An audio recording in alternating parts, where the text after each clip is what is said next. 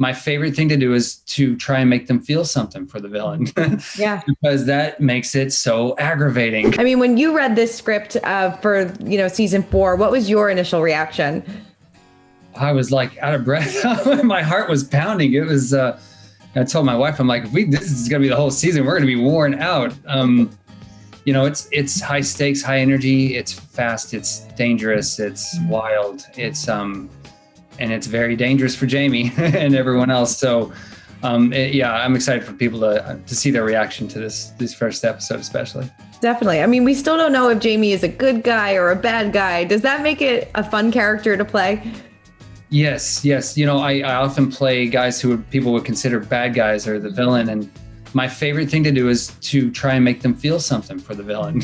Yeah. Because that makes it so aggravating because and he's a real guy. And how can a real guy do these things? But that's what happens. That's life. So I feel I love it. And Taylor does a great job of that. And I'm follow his lead on that. Yeah. Are we going to be exploring more of Jamie's backstory a little bit more this season as well? Since now we know he's not really a Dutton. So are we going to be diving into his past a little bit more in his family life? Yeah. He definitely turns toward his father. I'll say it that way. He turns away from the Duttons who have hurt him for the last time in his mind.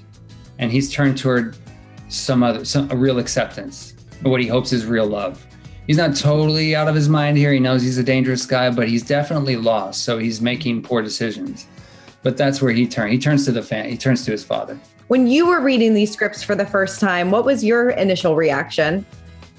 Oh, God. I think when you read the script, you kind of can't believe it. But then actually seeing it on screen, I was totally in the role of I was an audience member. I was like, what? That's not going to make it? Like, that was a crazy explosion.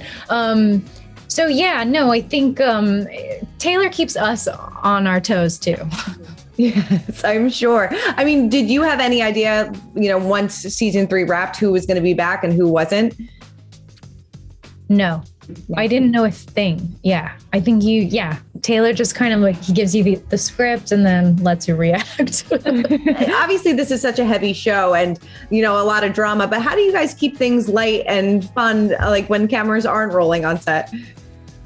I mean, with Kelly and I and Kevin and even Luke, I mean, we're all actors. We've been doing it a long time. And certainly we spend a lot of time offset as well together. There'll be dinners and somebody will have a party, on the off days and stuff like that. And so, we work really hard, but we play as well. And it's just, it's a little family, up in Montana. And it's been that way since the beginning.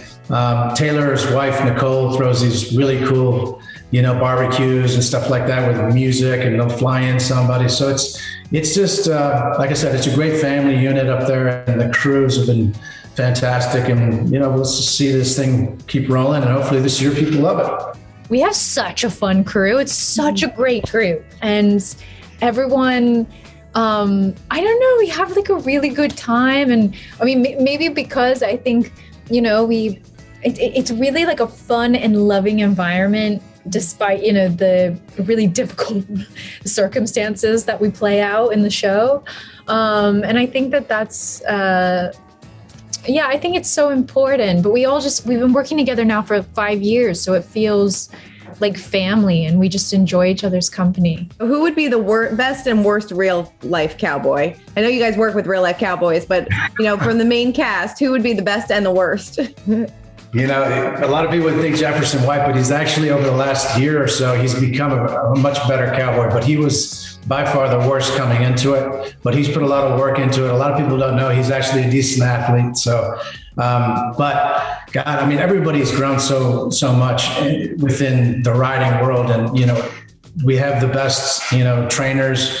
Some of obviously the actors are real cowboys, like Foyer J. Smith, Ryan Bingham. So everybody's gotten good, and Taylor's made it a point to make sure that everybody, including me over the years, is on every horse, every saddle, every discipline, and so that we can all do our own stuff. Yeah, definitely. Ever taken a spill? No, not yet. No. Knock on wood. Right. Knock on wood on that one. Who would be the best, worst real life cowboy? The best real life cowboy? Who would be the best and the worst? Oh, the best and the worst. I mean, I think Cole really pulls it off. I remember seeing him in season 1 and being like, holy hell, this guy is like living it. He's amazing. I don't know. I think I'd make a pretty bad cowboy.